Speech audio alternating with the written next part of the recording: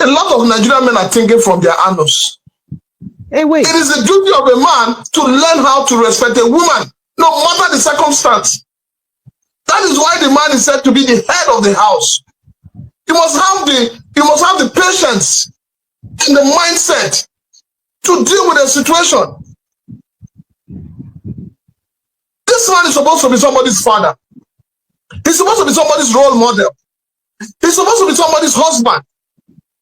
And look at how he's talking in public like animal, like a bushman. Look at the kind of characters we have in the Senate. Are they not ashamed of themselves? Men have no integrity. Men have no common sense. And then you're opening your mouth and saying, do you know who I am? Who the hell are you? It's just because in this country, these people were elected into office, or that elect themselves into office, that select themselves into office, begin to behave like demigods. It is high time those who are occupying office begin to reason well. The real test of a man is your ability to be calm in the middle of a storm. Is your ability to manage a woman. Is your ability to restrain yourself. Is your ability to walk away rather than to be confrontational. That is what it takes to be a man. That is even what it takes to be a human being. For every right-thinking man, you know that if you trigger a woman, she can talk from now till tomorrow. That is the way women are. That is the way they are. That is the way they are. So, for you as a man, you must have that at the back of your mind. It's okay, man. That is not respect yourself. Will you shut up and get him out? Smell him out. Smell him out. Look like a dog. Look at you. Food at 70. Food at 70. Let me talk about that. I've been a senator. I take exception. What do you mean? A senator. Why are you talking to me like that? You are a disgrace to the Senate. You are an insult to womanhood. You are an insult to womanhood. And you are here to tell the world that you have not changed. You cannot violate. You are here to tell the world that you have not changed. You are. You have not changed. You are a scoundrel. I will not take it. So that is why you can never be here. People like you can never be here. People like you can never be here. How can you be? Not a hooligan. You are a hooligan. You are a hooligan. So you will be. Mr. Chairman. Mr. Chairman. The Senate committee Chairman of the committee. Chairman of the. I will say to keep my mouth shut. Who are you to say so? Chairman. Who are you to say so? Chairman. Who are you? I ask to be put up. Okay, I'll put up. I will refuse. Chairman of the committee. Mr. Chairman, sir. Mr. Chairman, sir. Mr. Chairman, sir. Chairman of the committee. Mr. Chairman, Chairman of the committee. Mr. Chairman. Chairman of the committee. Chairman of the committee. Chairman of the committee. Hello. Chairman of the committee. Hello. Chairman of the committee. My distinguished colleagues and the petitioner and those who came to defend the petition.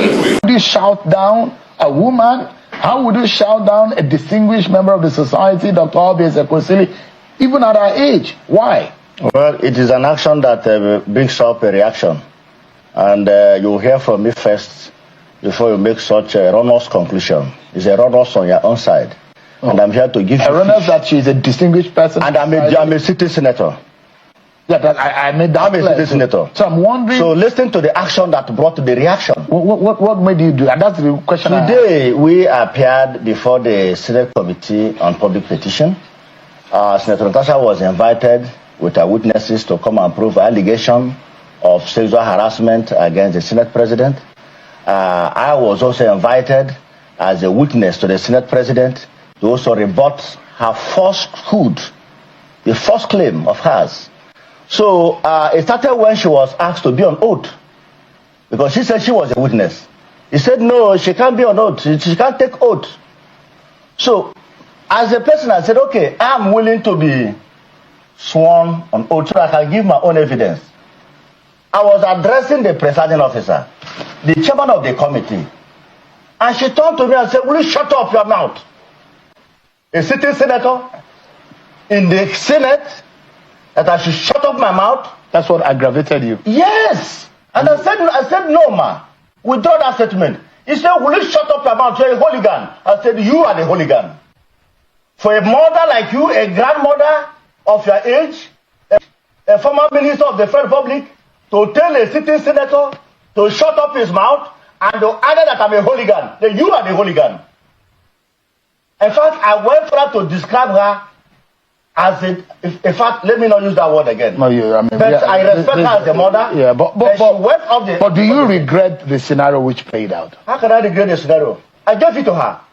Of convening this hearing. And while all of that was going on, then this senator, whom I will not acknowledge by mentioning his name at all. Well, his name is Senator Nwaenbonyi. That's okay. But, he then said, well, if they're not serious about giving any testimony, I am here representing the Senate President as a respondent, and that I am prepared to speak because, we can't continue with this. So I said to him, can you please shut up? Because, we were just told that we couldn't speak, and you have been speaking without any form of an equivalent treatment. Said we couldn't speak because we were not ready to go into any conversation without the objections being addressed. So when I said that, So let me just get this. You said to him to shut his mouth. Yes. And that was what provoked the Senate. he was already provoked. Right. He was already provoked because he spoke. But it went from being a spark of a tinderbox into a roaring flame. Precisely. So he was already provoked by the fact that he felt we were not serious. Right. He said, I in fact, part of what inflamed it was that the petitioner then said, oh, by the way, it is this senator that made a lot of statements about my senator and in words that were not complimentary. So already he was charged. And so on the basis of that, when I said to him, we're talking, so just, hold your peace. Yeah.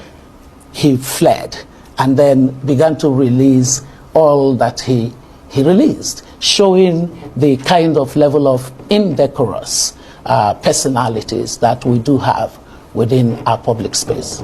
That was quite extraordinary, I have to say. And welcome back, my people. We don't come back. We don't come back with another update. And don't hear the thing where we say they go on between Ezekwesili and Nwaenbonyi.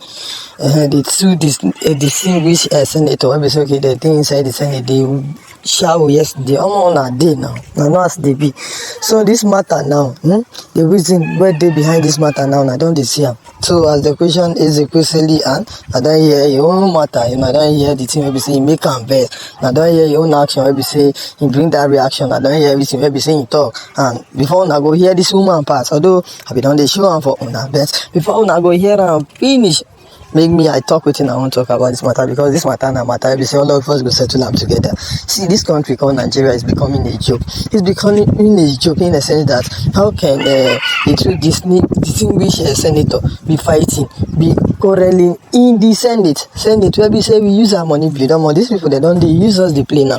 See this matter, the reason why this matter even start. Now person matter now in the go make they settle another matter start. Although this thing I don't even get anything to talk about this country called Nigeria. This Nigeria as a whole is getting out of hand. This country, the way they go now, the way everything they go for this country now, it don't they bad. Now we they complain about our so-called president called Tinubu. We never finish that one. We never finish the one when they do. but na senators now, na them be the wahala, na them be the cocoa wey be say that they bring wahala upon wahala every day now. Now they see how this country they go. If something they go like this, how you want make this country better? You know gonna be better. So the way they are ruling this country for us, people wey be say that they inside this country, na them they spoil am. People wey be say them be the leader of this country, na them they spoil am. Even as I hear the first man wey be saying you talk and say okay, the offices wey be say them day now na their money na they take buy am. The man dey serious about that when be saying talk, and me I dey with that man because that thing when he talk he dey true na he talk so this office wey be say them day now, this office wey be say they carry themselves they go say they be senator, they be president, they be this one, we know say nobody na buy na they buy am. You wey be say they hear me now, wey be say get anything wey be say you want talk about this matter, abeg make you talk and make we hear for inside comment section. And also if na today be your first time here, abeg make you do well, like our video, share, subscribe. Thank you.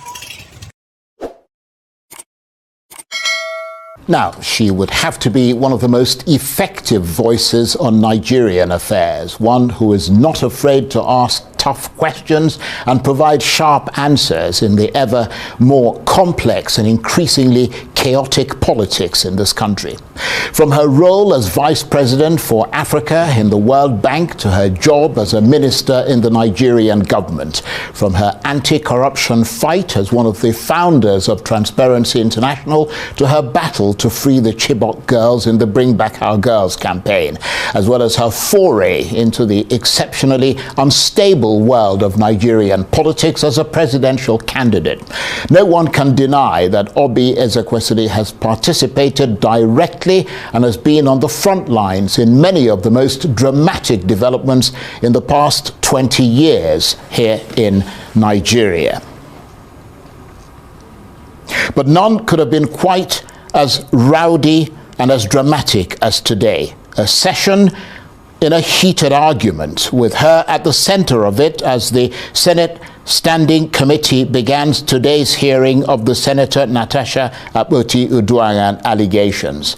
In the midst of that public hearing, Senator Nwaenbonyi, the deputy spokesperson of the Senate, and Dr. Oby Ezekwesili, who was there as a witness, got into a heated argument and became extremely hostile to each other, a hostility that eventually degenerated into a shouting match, with both sides raining insults on one another. I'm joined now in the studio by the former presidential candidate and former Minister of Education, Dr. Oby Ezekwesili, who is also a former Vice President of the World Bank, co-founder of Transparency International, co-founder of the Bring Back Our Girls campaign, and currently founder of the School of Politics, Policy and Governance here in Abuja. Thank you very much indeed for coming in. Thank you very much, Charles.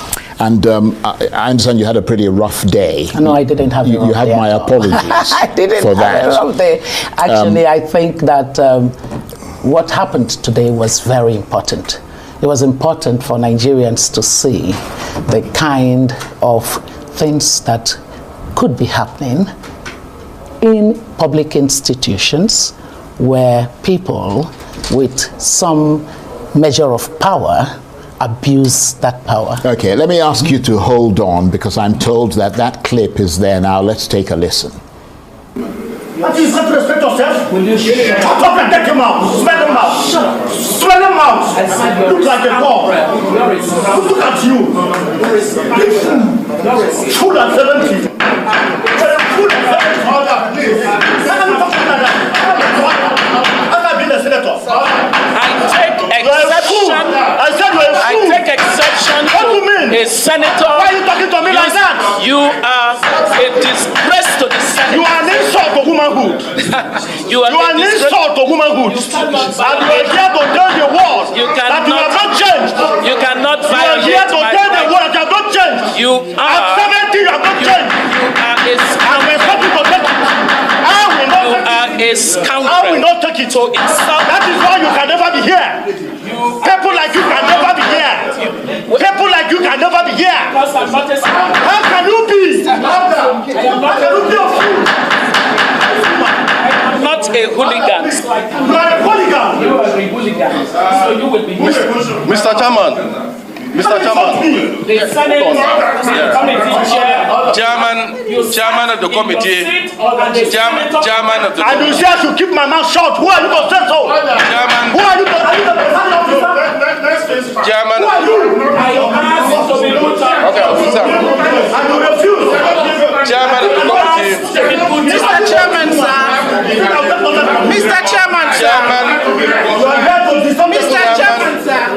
Chairman of the committee. Chairman of the committee. Mr. Chairman. Chairman of the committee. Chairman of the committee. Chairman of the committee. Hello. Chairman of the committee. Hello. Chairman of the committee. My distinguished colleagues and the petitioner and those who came to defend the petition. I am Senator Dike Plan.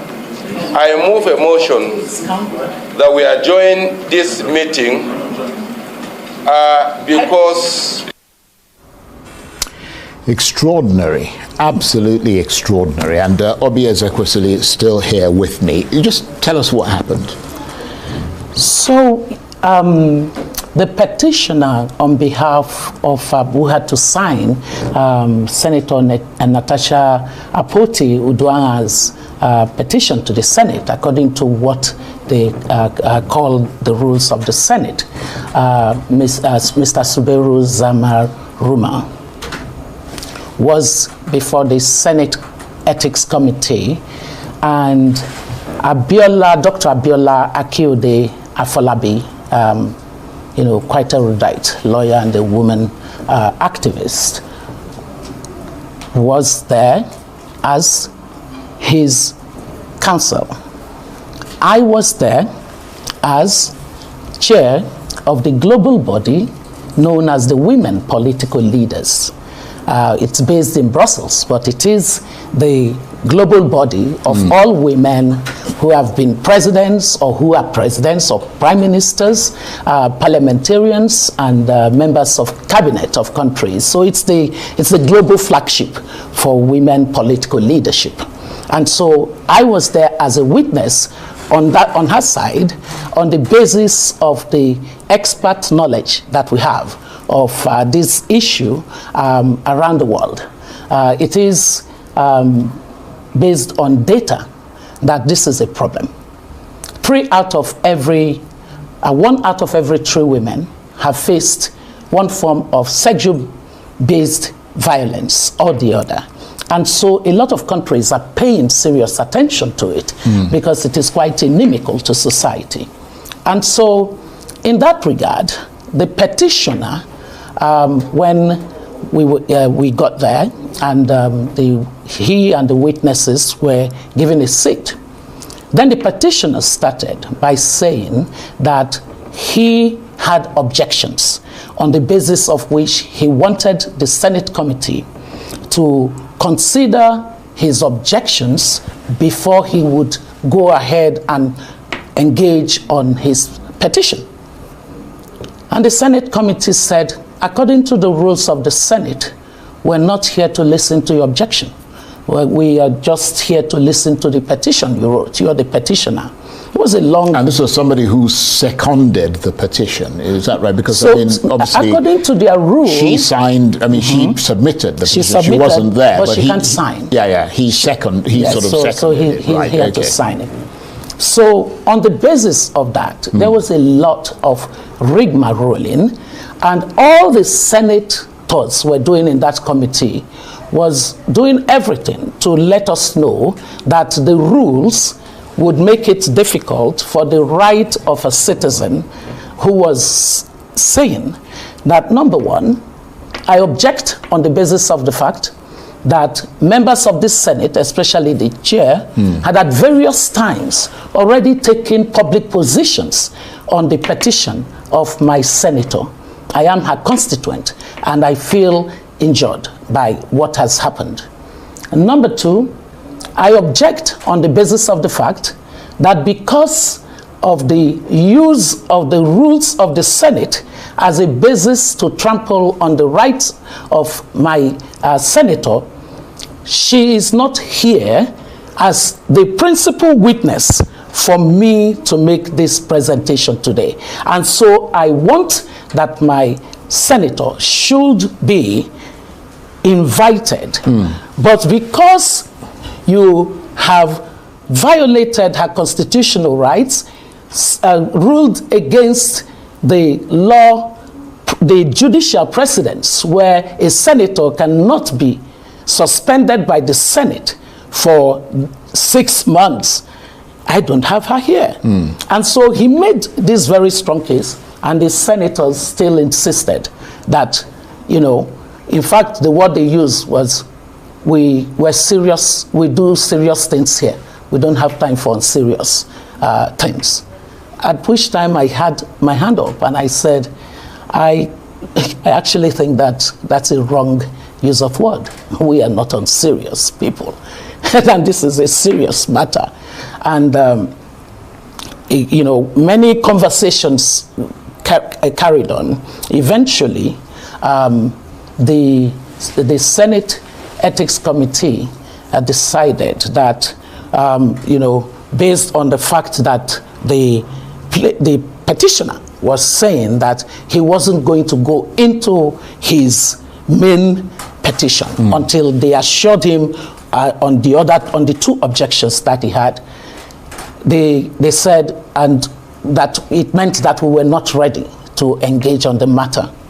And then suddenly also said, oh, by the way, this matter is sub judice because there are two cases in court.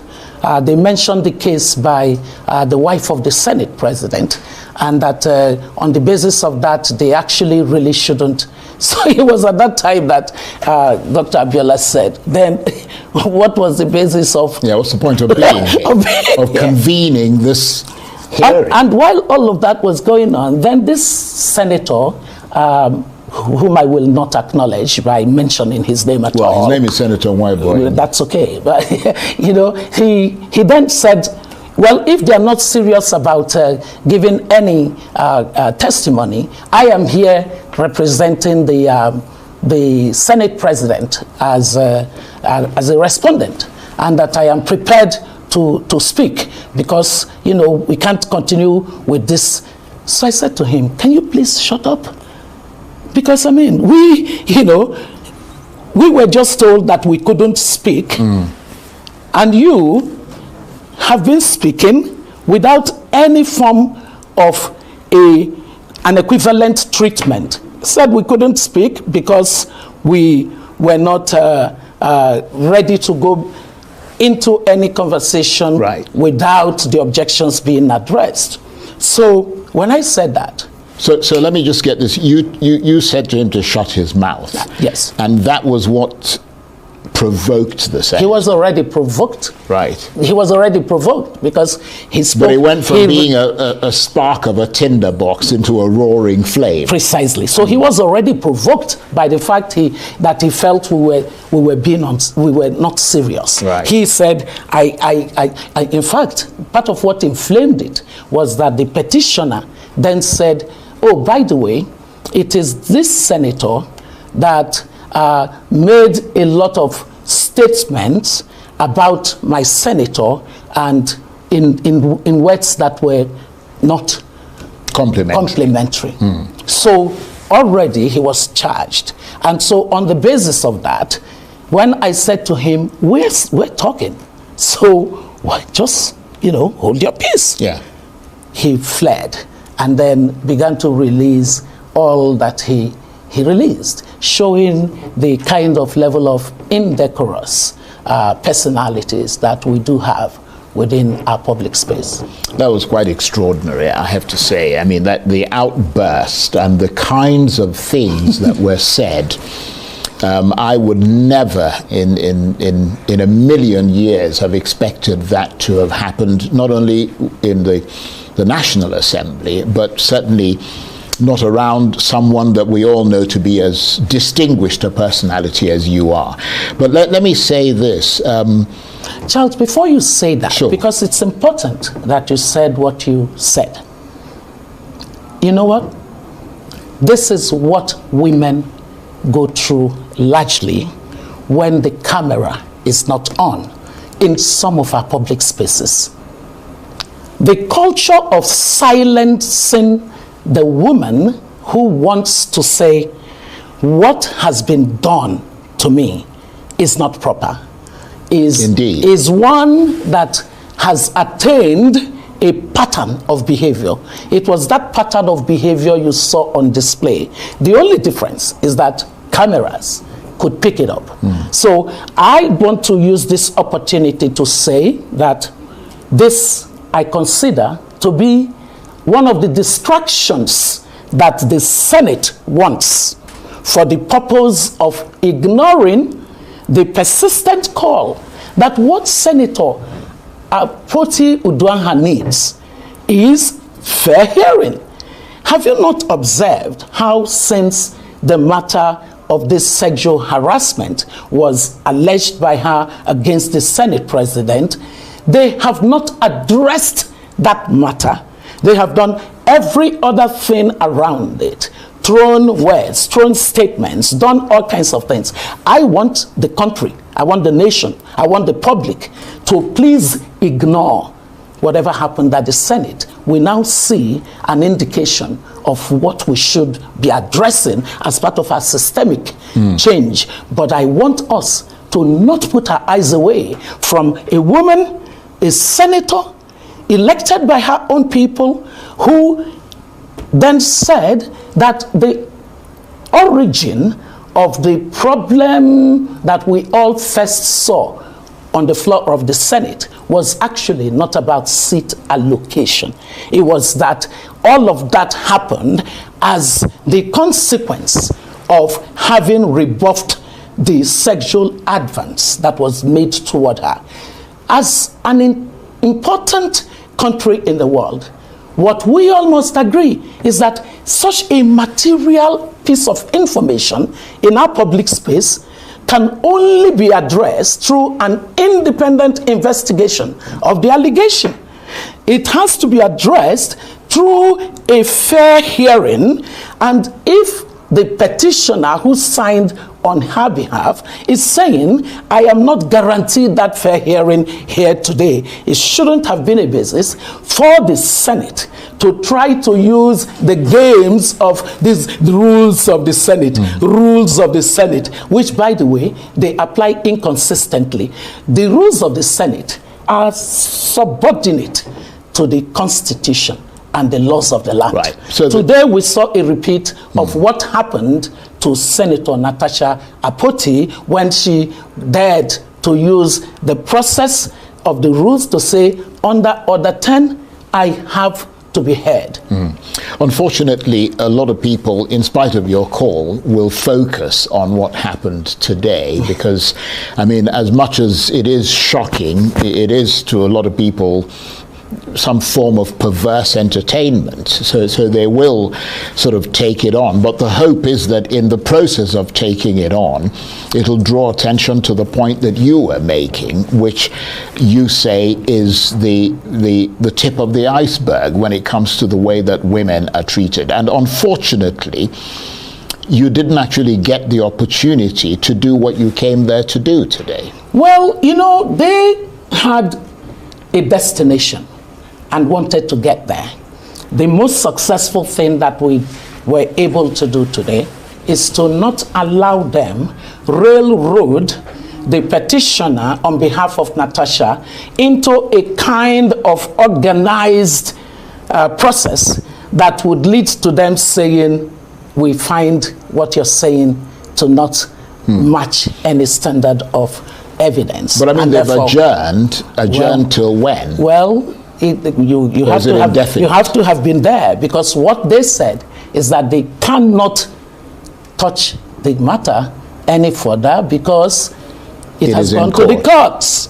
Now, what has gone to the courts? What they have done is to make Senator Natasha now a defendant on a case filed by somebody she never mentioned in the course of her allegation against the Senate president. So you can see clearly that what the Senate has basically decided to organizationally do is to silence this woman permanently and to dismiss the issue that is so important for our democracy to address in as if it were just an unserious matter, which was why they started off by telling us that we don't do unserious And do you things. think they're likely to succeed in that quest, Well, that you allege? I believe that as much as the Senate has grossly violated the Constitution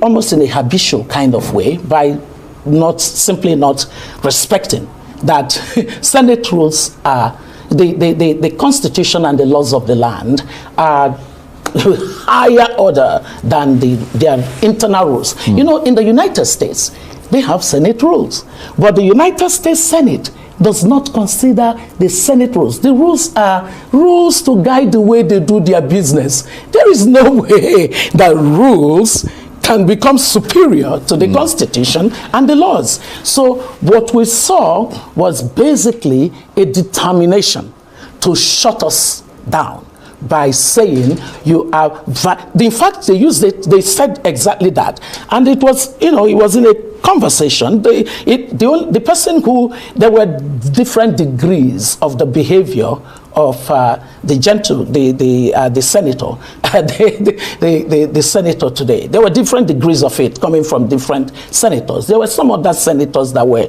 you know, very, very professional in the way they responded to our dialogue.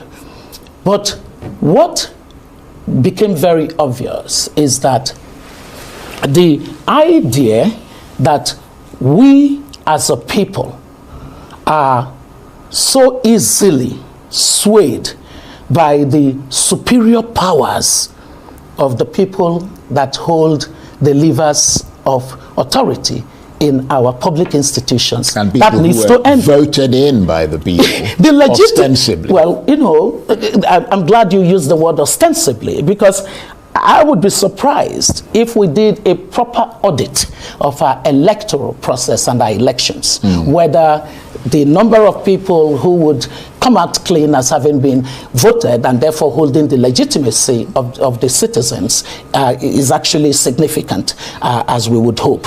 But you know one person whose legitimacy we are not in doubt at all about? It is Senator Natasha Akpabio. Meanwhile, there's a recall petition against her from some of her constituents. Yes. I mean, whether it's orchestrated or whether it is something else, we don't know at this point. But I wonder if you've been in touch with her and what her sort of mind